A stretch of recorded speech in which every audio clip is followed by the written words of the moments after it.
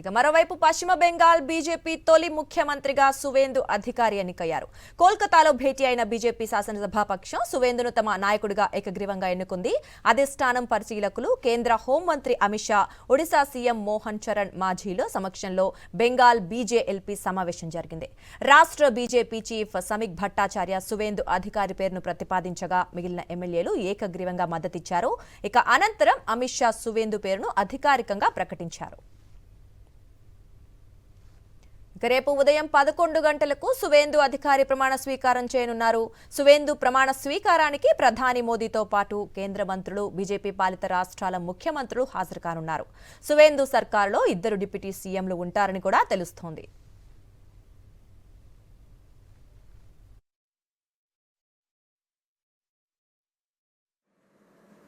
Bharatiya Janata party पश्चिम बंगाल विधानसभा के सदस्यों की एक मीटिंग यहां आहूत की गई है। उस मीटिंग में भाजपा के राष्ट्रीय अध्यक्ष जी ने मुझे और श्री मोहन चरण मांझी जी को केंद्र की ओर से पर्यवेक्षक के रूप में यहां भेजा था। अभी कुछ समय पहले ही चुनाव की प्रक्रिया पूरी हुई है। लगभग 8 प्रस्ताव और समर्थन प्राप्त हुए हैं और सभी प्रस्ताव और समर्थन एक ही नाम के मिले हैं। उसके बाद दूसरे नाम के लिए भी सबको समय दिया गया, पर्याप्त समय दिया गया, मगर कोई दूसरा नाम नहीं आया है। इसलिए केंद्रीय पर्यवेक्षक के रूप में मैं श्री शुभेंदु अधिकारी जी को पश्चिम बंगाल विधानमंडल दल के नेता के रूप में निर्वाचित घोषित करता हूं।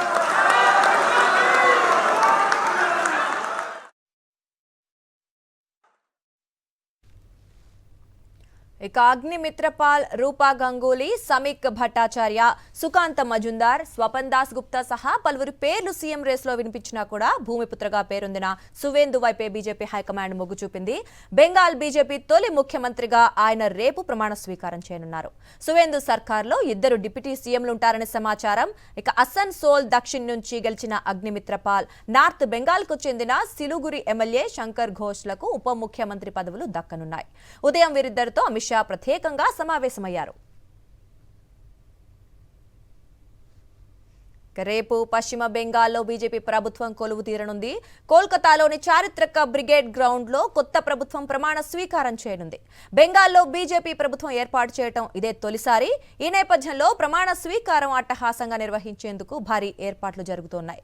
ఇక ప్రధాని నరేంద్ర మోదీ, కేంద్ర హోంమంత్రి అమిత్ షా, బీజేపీ జాతీయ అధ్యక్షుడు నితిన్ నబీన్ సహా కేంద్ర మంత్రులు, బీజేపీ పాలిత రాష్ట్రాల సీఎంలు, ఎన్డీఏ నేతలు హాజరు కానున్నారు ఈ ప్రమాణ స్వీకారానికి.